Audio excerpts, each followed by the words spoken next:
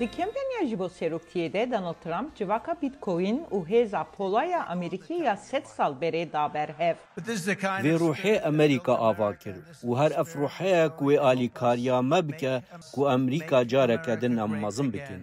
Trump dibêje ku ew ê Amerîkayê bike paytaxta krîptoya cîhanê. Ger krîpto siba rojê diyar dike, ez dixwazim ku ew li Amerîkayê were derxistin, afirandin û çêkirin. Piştî serketina Trump nirxên Bitcoin gihîşt asta herî bilind ya rêkorî. Ve berhenerên diravên dijîtal ji sozên Trump yên ji bo sizkirina çavdêriya krîptoyê cesaretê digirin. Pisporê Bazarê Gerîk Heilman dibêje ku rêveberiya Joe Biden kontrolên tundtir bikar anî da ku hin aktorên xirab asteng bike. بێگومان لەسەر سەختەکارên li bazara krîptoyê bandorek dikir. Lewma eger hûn niha qadeke sistir diyar bikin, hûn dikarin bandora bûmerangê çêkin ku dibe hîn bêtir sextekarî û sûç pêk werin. Ji bo kesên ku dixwazin vêyekê wekû sermayekê rastaqîn qebûl bikin, wê bandoreke pir neyînî hebe. Pispora Bazarê Susana Streeter dibêje ku tîma alîgirê krîptoya Trump ji bo piştgiriya wê pişesaziyê guherînên hin polîtikayên din jî dinirxîne. The policies that they have wekû avakirina rezerveka stratejiyeka Bitcoin û diravên din yên krîptoyê dan pêşxwe ji ber ku destê dayne ser sistemên sûcdar lê ewan tune firotin. Lewma çi armancên girîn ku ew samana werin parastin û di navçanda salûnan piştwerin zêdekirin.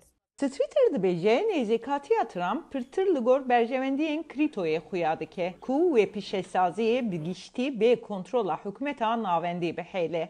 The team has also ne alîgarê diravê dijîtalê banka navendiya jî dolarê dijîtal ku rê li ser bazara zêdetir navend kirin. Ku bêguman ji helaya pêşezaziyê krîptoyê ve ne pêşgirî kirin.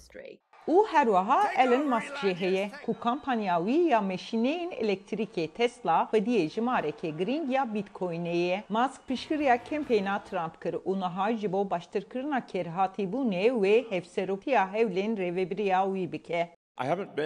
Ez berê di warê siyasetê de ne çalak bû. Lê ez niha çalak im ji ber ku siberojê Amerîka û yê şaristaniyê di xeteriyê de ye.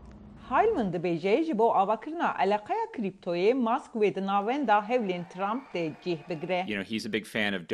Ew piştgirekî mezin yê Dogecoinê ye. Coinek ku bi felsefeya wî re hevrêz e û dibêje encama herî kêfxweş ya herî pêkan e. Diravên dijîtal hîn jî di warê qebûlkirina berfireh de rûbiriyê astengiyan e. Daneyên navenda lêkolînê ya pêw yên meha borî nîşan didin ku nêzî du ji sê Amerîkiyan dibêjin ku ser ve berhenan bazirganî yan karanîna diravên krîpto bi awayên heyî ew ne pê bawerin. Ji bo raporta Scott Stearns, Özlem Yasak, Dengê Amerika.